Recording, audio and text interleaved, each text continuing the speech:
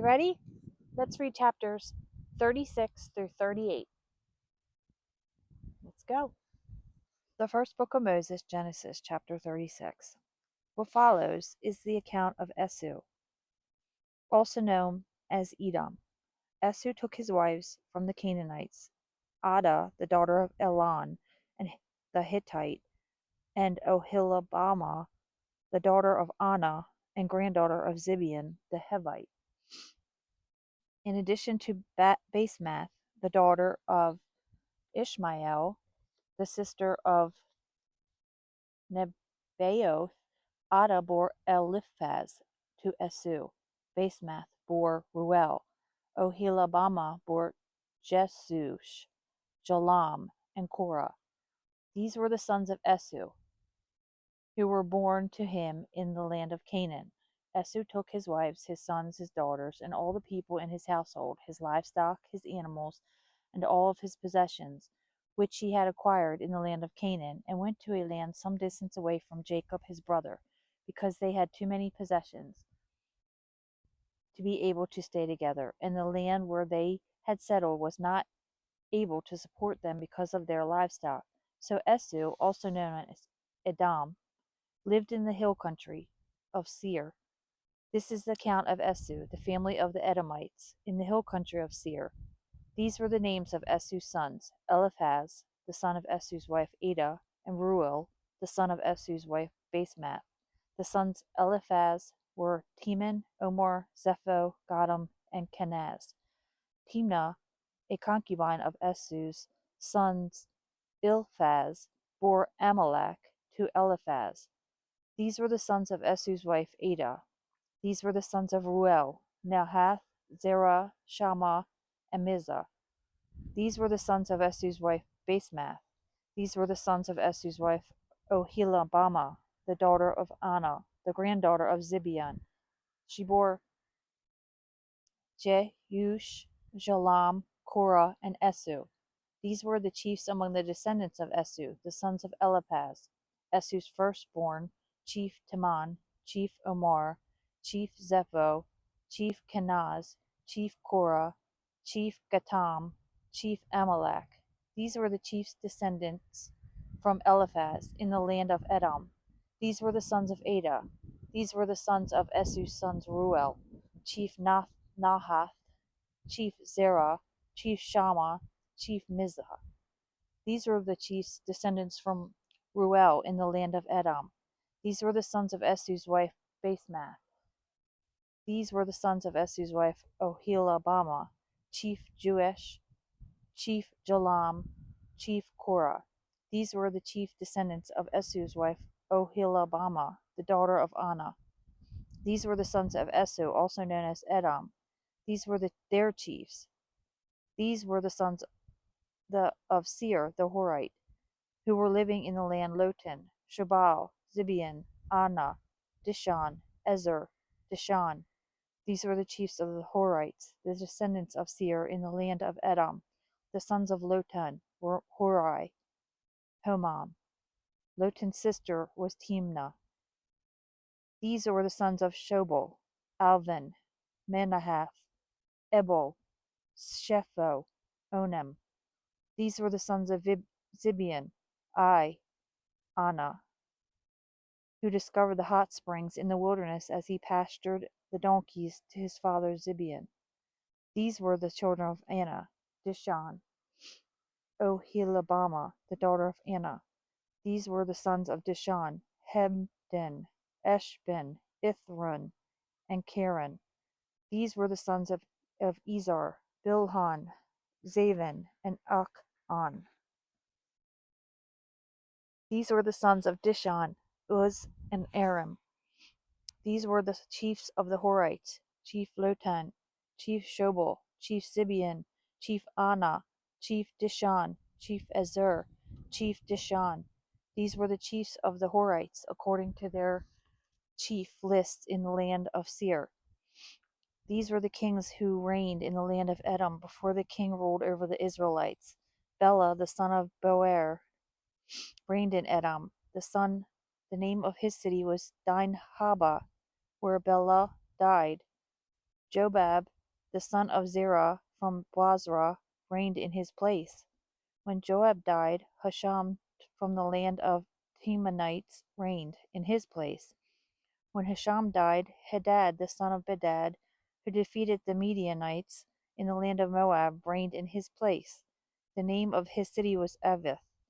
When Hadad died, Samlah from Masrekah reigned in his place. When Samlah died, Shaul from Rehoboth by the river reigned in his place. When Shaul died, Baal-Hanan the son of Achbor reigned in his place.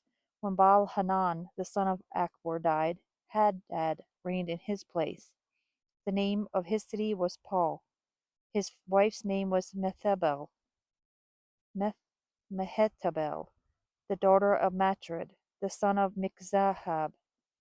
These were the names of the chiefs of Esu, according to their families, according to their places, by their names: Chief Timnah, Chief Alva, Chief Jahath, Chief Ohilibamah, Chief Elah, Chief Pinion, Chief Kenaz, Chief Teman, Chief Bibzar, Chief Magdiel, Chief Iram. These were the chiefs of Edom, according to their settlements in the land they possessed. In the land that they possessed. These were the chiefs of Edom, according to their settlements in the land they possessed. This was Esu, the father of the Edomites. Sorry, guys, lost place there. But Jacob lived in the land where his father had stayed, in the land of Canaan. This is the account of Jacob. Joseph, his 17-year-old son, was taking care of the flocks with his brothers. Now he was a youngster working with the sons of Bilhah and Zilpah, his father's wives. Joseph brought back a bad report about them to their father. Now Israel loved Joseph more than all his sons, because he was a son born to him late in life, and he made a special tunic for him. When Joseph's brothers saw that their father loved him more than any of them, they hated Joseph and were not able to speak to him kindly. Joseph had dreamed, and when he told his brothers about it, they hated him even more. He said to them, "Listen to this dream I had. There we were, binding sheaves of grain in the middle of the field. Suddenly my sheaf rose up and stood upright, and your sheaf surrounded my sheaf and bowed down to it."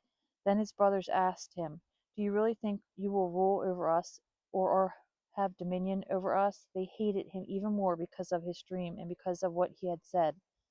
Then he had another dream and told it to his brothers. "Look," he said, "I had another dream. The sun, the moon, and 11 stars were bowing down to me." When he told his father and his brothers, his father rebuked him, saying, "What is this dream that you had? Will I, your mother, and your brothers really come and bow down to you?" His brothers were jealous of him, but his father kept in mind what Joseph said. When his brothers had gone to graze their father's flocks near Shechem, Israel had said to Joseph, "Your brothers are grazing the flocks near Shechem. Come, I will send you to them." "I'm ready," Joseph replied. So Jacob said to him, "Go now and check on the welfare of your brothers and of the flocks, and bring me word." So Jacob sent him from the valley of Hebron. When Joseph reached Shechem, a man found him wandering in the field. So the man asked him, "What are you looking for?" He replied, "I'm looking for my brothers. Please tell me where they are grazing their flocks." The man said, excuse me. The man said, "They left this area, for I heard them say, 'Let's go to Dothan.'" So Joseph went after his brothers and found them in Dothan. Now Joseph's brothers saw him from a distance, and before he reached them, they plotted to kill him. They said to one another, "Here comes the master of dreams. Come now, let's kill him, throw him into one of the cisterns, and then say that a wild animal ate him. Then we'll see how his dreams turn out." When Reuben heard this, he rescued Joseph from their hands, saying, "Let's not take his life." Reuben continued, "Don't shed blood. Throw him into this cistern that is here in the wilderness, but don't lay a hand on him." Reuben said this so he could rescue Joseph from them and take him back to his father. When Joseph reached his brothers, they stripped him of his tunic, a special tunic that he wore. Then they took him and threw him into the cistern. The cistern was empty, there was no water in it. When they sat down to eat their food, they looked up and saw a caravan of Ishmaelites coming from Gilead. Their camels were carrying spices, balm, and myrrh down to Egypt. Then Judah said to his brothers, "What profit is there if we kill our brother and cover up his blood? Come, let's sell him to the Ishmaelites. But let's not lay a hand on him, for after all he is our brother, our own flesh." His brothers agreed. So when the Midianite merchants passed by, Joseph's brother pulled him out of the cistern and sold him to the Ishmaelites for 20 pieces of silver. The Ishmaelites then took Joseph to Egypt. Later Reuben returned to the cistern to find that his brother was not in it. He tore his clothes, returned to his brothers, and said, "The boy isn't there. And I, where can I go?" So they took Joseph's tunic, killed a young goat, and dipped the tunic in the blood. Then they brought the special tunic to their father and said, "We found this. Determine now whether it is your son's tunic or not." He recognized it and exclaimed, "It is my son's tunic. A wild animal has eaten him. Joseph has surely been torn to pieces." Then Jacob tore his clothes, put on a sackcloth, and mourned for his son for many days. All his sons and daughters stood by him, too, to console him, but he refused to be consoled. "No," he said, "for I will go down to Sheol," same bug, "to mourn my son." So Joseph's father wept for him. Now in Egypt, the Midianites sold Joseph to Potiphar, one of the Pharaoh's officials, the captain of the guard. Chapter 38. At the time Judah left his brothers and stayed with an Adullamite man named Hira, where Judah saw the daughter of a Canaanite man named Shau. Judah acquired her as a wife and had marital relations with her. She became pregnant and had a son. Judah named him She became pregnant again and had another son, whom she named Onan. Then she had yet another son, whom she named Shelah. She gave birth to him in Kezib. Judah acquired a wife for his firstborn. He named her was Tamar. Her name was Tamar, sorry. But Judah's firstborn, was evil in the Lord's sight. So the Lord killed him. Then Judah said to Onan, "Have sexual relations with your brother's wife and fulfill the duty of a brother-in-law to her, so that you may raise up descendants for your brother." But Onan knew that the child would not be considered his. So whenever he had sexual relations with his brother's wife, he withdrew prematurely, so as not to give his brother a descendant. What he did was evil in the Lord's sight, so the Lord killed him too. Then Judah said to his daughter-in-law Tamar, "Live as a widow in your father's house until Shelah is grown up. To my until Shelah my son grows up." For he thought, "I don't want him to die like his brothers." So Tamar went and lived in her father's house. After some time, Judah's wife, the daughter of Shua, died. After Judah was consoled, he left for Timnah to visit his sheep shearers, along with his friend Hira and Adullamite. Tamar was told, "Look, your father-in-law is going up to Timnah to shear his sheep." So he removed her widow's clothes and covered herself up with a veil. She wrapped herself and sat at the entrance of Enaim, which is on the way to Timnah. She did this because she saw that she had not been given to Shelah as a wife, even though he had now grown up. When Judah saw her, he thought she was a prostitute because she had covered her face. He turned aside to her along the road and said, "Come on, I want to have sex with you." He did not realize it was his daughter-in-law. She asked, "What will you give me in exchange for having sex with you?" He replied, "I'll send you a young goat from the flock." She asked, "Will you give me a pledge until you send it?" He said, "What pledge should I give you?" She replied, "Your seal, your cord, and the staff that is in your hand." So he gave them to her and had sex with her. She became pregnant by him. She left immediately, removed her veil, and put on her widow's clothes. Then Judah had his friend Hira, the Adullamite, take a young goat and go back from the woman goat to get back from the woman the items he had given in a pledge, but Hiram could not find her. He asked the men who were there, "Where is the cult prostitute who was at Enaim by the road?" But they replied, There has been no cult prostitute here." So he returned to Judah and said, "I could not find her. Moreover, the men of the place said, There was no cult prostitute here."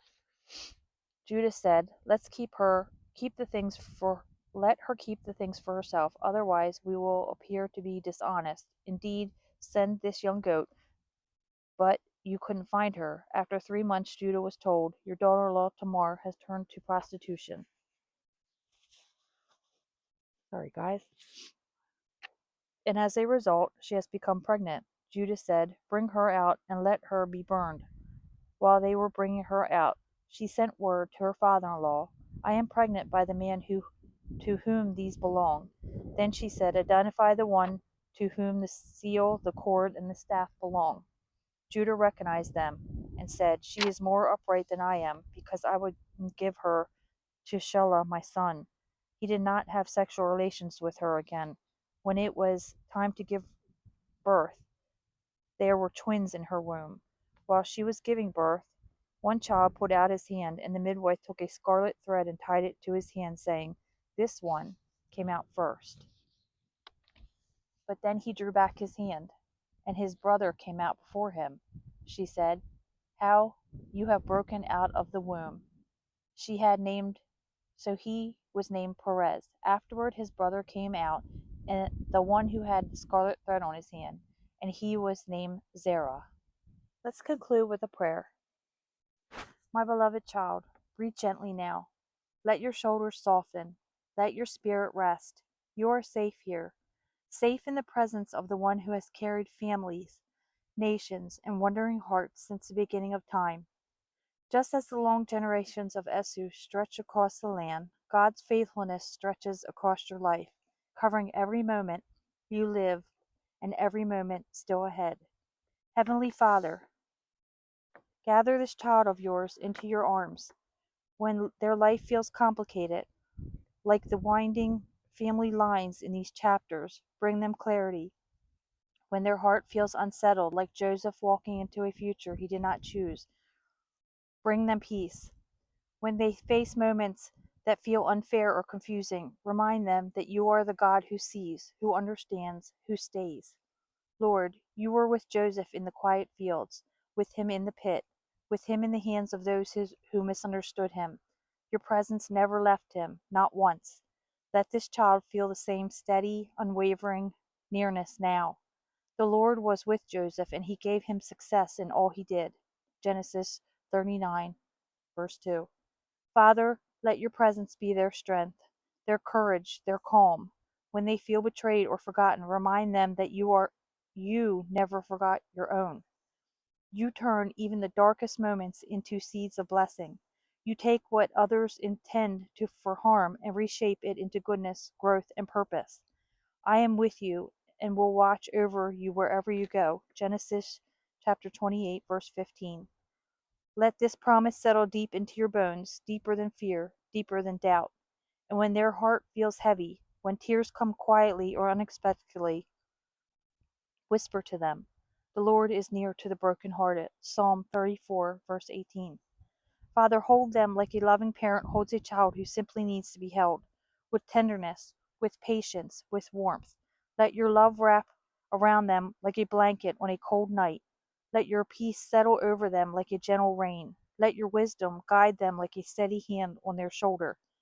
Teach them that their story is not defined by the mistakes of others, nor by the pain they've endured, but by the love you pour into them with the purpose you are shaping within them. Teach them that even when they cannot see the path, you are already walking ahead of them, clearing the way, softening the ground, preparing blessings they cannot yet imagine. May they walk today with courage, rest tonight with peace, and rise tomorrow with renewed hope. Father, let them know, truly know, that they are cherished, they are protected, and they are never alone. In the mighty, matchless, beautiful name of Yeshua, amen.